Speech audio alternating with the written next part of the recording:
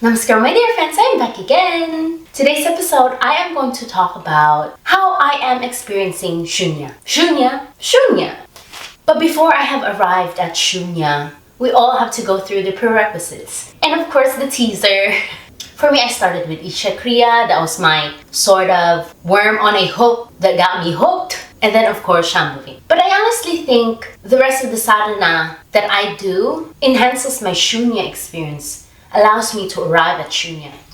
So like what Sadhguru said, being initiated into doing Shambhavi Mahamudra Kriya, it's like planting a seed for him. So we have this seed that we have to nurture, hence the Shambhavi Mahamudra Kriya that we have to do every day, sort of just keeps the environment conducive for this seed to grow, right? And then we have the Surya Kriya, which allows us to align ourselves, be in sync with the sun. Yoga asanas to make this body more stable, more conducive, and to have a better geometry so it won't hurt too much or grind too much or have so much friction. And of course, Shakti Chalana Kriya refines the energy. So to recap, Shambhavi Mahamudra Kriya is the initial seed. Surya Kriya aligns our system with the sun in sync. Yoga asanas to have this body be more stable, good geometry. Shakti Chalana Kriya deals with the energy, refining the energy. And because of all those four things, I think it has allowed me to arrive at Shoonya. So Shoonya is what Sadhguru said, is for us to be able to transcend the mind, the body, and the energy. Like, what does that even mean?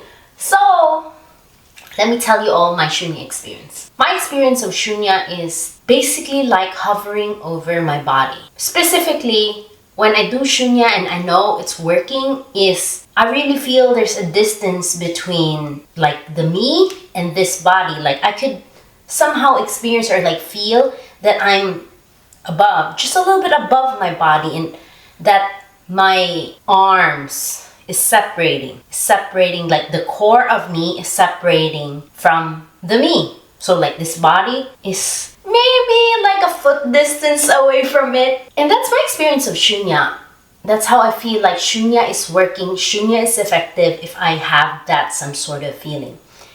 And it took me some time getting to this state. I would say I've probably been practicing Shakti Chalana Kriya and doing Shoonya for maybe 2 years at least, more or less, before I got into that state where I think Shoonya is becoming effective for me. And of course, other attempts of doing Shoonya, I still do it, even if, I feel like there's no separation. I still do it because I need to.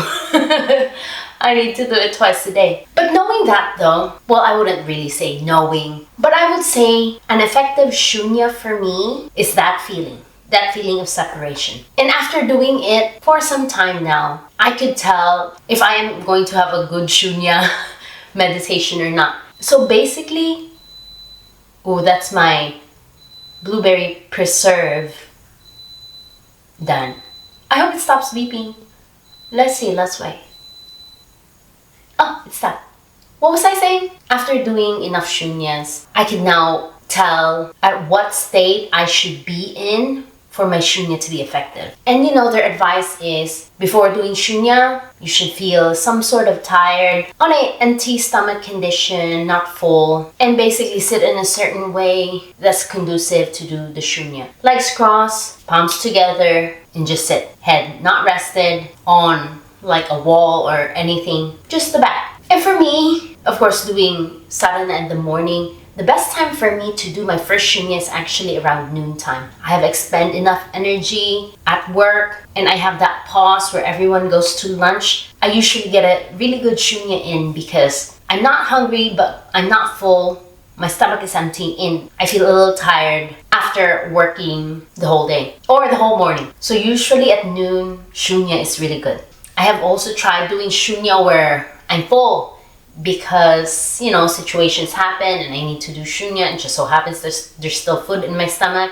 I still try to do Shoonya, and usually I don't get in that state where there's a feeling of separation. I don't know why, but it just does not separate. Another time too, when I'm really tired or when I'm really sleepy and I do Shoonya, instead of having an effective Shoonya, I just fall asleep. And falling asleep does not really equal to an effective Shoonya, at least in my experience. Also, when I'm not so tired, I just feel like I can't get a good effective Shoonya in because my body just wants to keep going and doing something, and the thoughts in my head just does not become thoughts in the background. It some sort of remains in the main screen. So when I'm not so tired, Shoonya doesn't happen for me. But what's so great about Shoonya though, when I do it in the right conditions, even if there's a lot of thoughts going on in my head, Sadhguru is really right.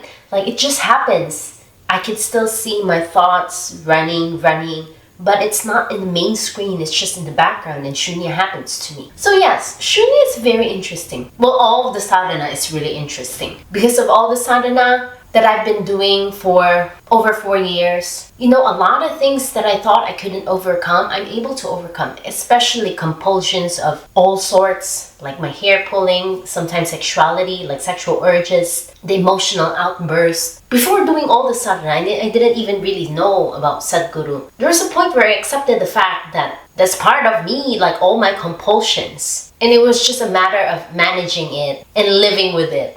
And just deal with the stress and depression that comes along with it. Where I am right now, I couldn't have imagined 5 years ago. Like, this is new. This is great. And I used to see my cycles even before I've come to know Sadhguru and him becoming my guru. I have observed the cycles in my life. And I could predict, that I'm going through another cycle where I get really ecstatic and I get really depressed over long periods of time, usually a couple of years, 3 years, maybe a year. Like, I know my cycle and it happens, and I always like beat myself down. Why am I so stupid? Why am I in this cycle again?